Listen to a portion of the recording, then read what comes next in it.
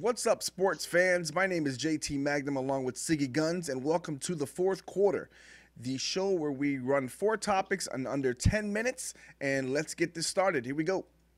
The first topic is Michael Sam. Guy led the nation in sacks. He's going out for the NFL draft, and apparently he is gay. He opened up to everybody. Everybody knows the story. But what's funny is his draft stock.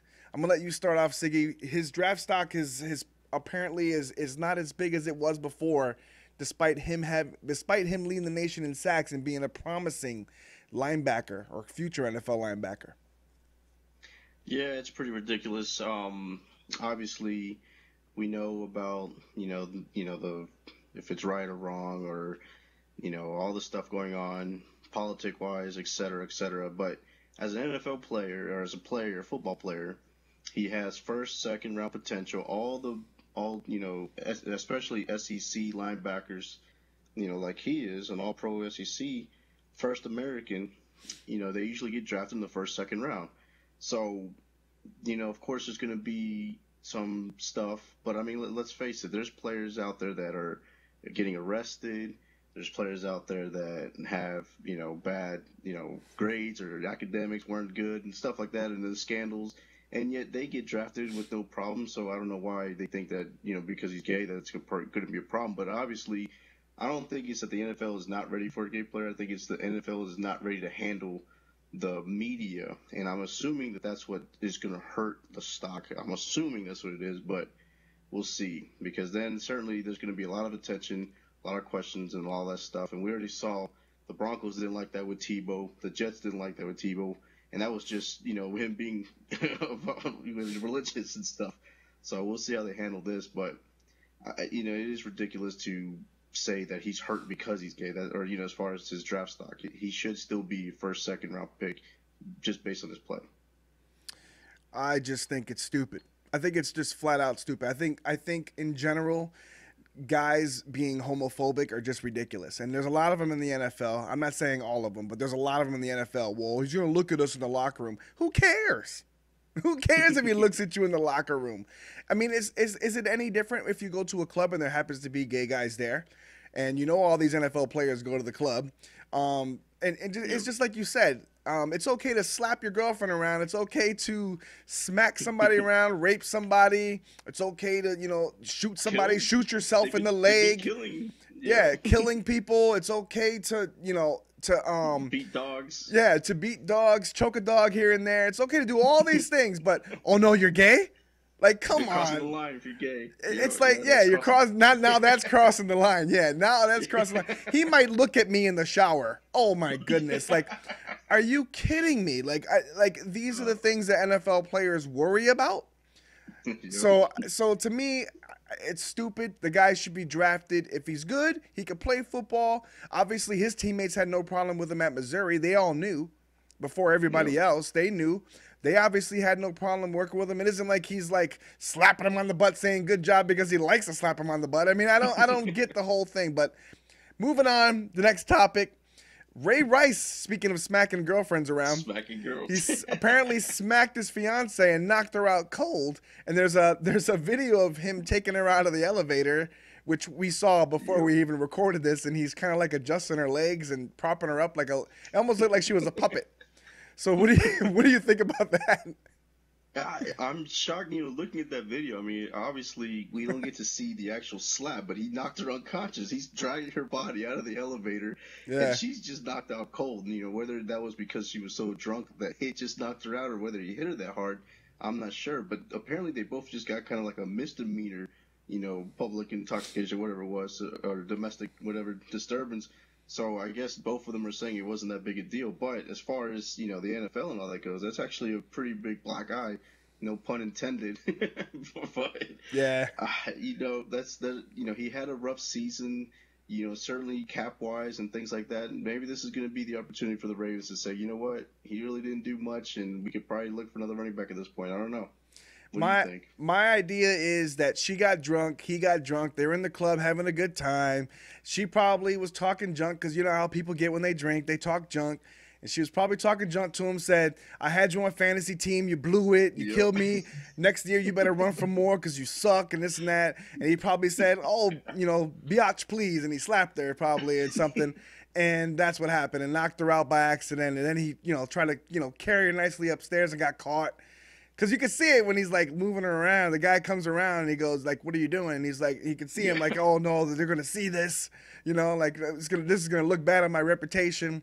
But it's probably just a stupid little dispute that probably shouldn't have happened. He probably just slapped her by accident, or who knows? Unless he does beat women, I don't know. I don't know Ray Rice, so you don't know the whole story until the whole story comes out. But hopefully it's nothing too bad, and hopefully it can be, at least he's not gay. It's okay to slap a girl around, but don't be gay. He was validating it. That's what it was. She was saying he was gay. He goes, "No, I'm not." See, do you think this hurts his fantasy stock? Would you draft him now later? I wouldn't draft him anyways. I didn't draft him this year. I'm not going to draft him next year, so I wasn't planning on it. So, but moving on. Third topic. Syracuse Orangemen, the number one team, got knocked off today. We were going to say how great they were, how great their season's going. All these buzzer beaters, like a miracle season happening, but Boston College actually beat them today. And Boston College was only 7-19. So yeah, they were a bad team. Yeah, so now who do you think is going to be number one, Wichita State or Florida, being that Wichita State's undefeated and Florida actually has two losses? Now, this goes back kind of like in football. They look at strength of schedule and all that, and obviously Wichita State's schedule is what's holding them back. However, an undefeated season is impressive no matter what conference you're in college basketball, because that's one of the things that is pretty difficult to do. So Syracuse looked like they had a great chance against, obviously a tougher schedule. I didn't think they would lose to Boston College, out of all the teams that they could have lost to. Yeah. And Wichita State looks like they're going to go undefeated, and they beat some good teams down, especially early on. Now they don't have much competition left over.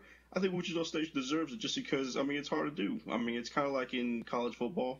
When you go undefeated, you certainly look at them a little bit different no matter what, especially now, no matter what their conference was like. But, man, it's still an impressive feat. And they showed that they were a top 4 team last year when nobody knew who they were. And now they're known. They're coming off a Final Four appearance, and they're undefeated. I think they deserve number one. I think so too. I think I like Florida. They play in a tough conference as well for basketball as well. SEC's tough in basketball, but I really like Syracuse a lot. I know they probably got let down a little bit today, but they're a tough team. They're from the Big East, and you know how tough the Big East Conference is come tournament season. I know they're in the ACC now, but they're originally a Big East team, and that's probably what makes them so good in the ACC, because the ACC wasn't that tough until they started letting some Big East teams into it now. But, they used to be good, but not as tough as the Big East has been over the last few years. So I still like Syracuse, but I think Wichita State should be the number one team in the nation after Syracuse lost tonight. But moving on to topic number 4, LeBron James leaves Bill Russell out of his Mount Rushmore picks and puts himself into it, along with saying that he likes Oscar Robertson, Magic Johnson, Larry Bird, and Michael Jordan. And he said that he should be in that top 4. And Bill Russell responds with this: "Hey, thank you for leaving me off your Mount Rushmore. I'm glad you did. Basketball is a team game. It's not for individual honors. I won back-to-back state championships in high school, back-to-back NCAA championships in college. I won an NBA championship my first year in the league, an NBA championship in my last year, and 9 in between. That, Mr. James, is etched in stone." Shots fired. Awesome. What do you think, Siggy? Oh, man, that was one of those drop the mics. Yeah, he just lost a rap battle right there. Yeah, that was awesome, dude. And on top of that last one he won. He not only did he win as a player, he won as a coach. So just to add a little more, salt or more stone or etching in that stone there, he did it all. As far as he's the most accomplished champion there ever is, and especially in an era now where people go by rings and championships. We were talking about Peyton versus Tom Brady. It's all about the rings. If this was today, if Bill Russell was doing this today in today's era, everybody would consider him the greatest of all time. But not many people know about Bill Russell because, one, they had rules against what he was doing. the shot blocking didn't get recorded until, a few years after he was blocking everything. And so his stats don't look anywhere compared to some of these others, and that's what's hurting him in the eyes of today's, youth, whenever they talk about the history of basketball. He is a champion, no doubt. 11 rings. You got, the high school. I didn't even know about the high school or the college. So it was just awesome. And that was a great, especially being an 80-year-old man, a great comeback against LeBron. And I think that he certainly deserves the respect being up there in the Mount Rushmore of the basketball players. My thoughts exactly. My thought, you couldn't even say it any better. It was just period. Like, that was just a dumb statement by LeBron, and I think Bill Russell kind of checked him, basically. Yep. Saying, you forgot about me, buddy. You forgot you need to win, 9 more rings before you're even on my level.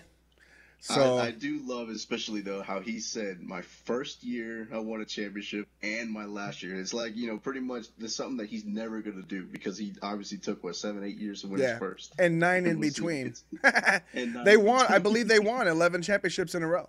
Yeah, they won, pretty much all of them. Yeah. So, anyways, but thanks for watching, guys. Leave comments in the comment section. Let us know what you think about about the topics we talked about, and of course, always leave some topics in there for us to discuss if you'd like. If not, we just come up with our own as usual.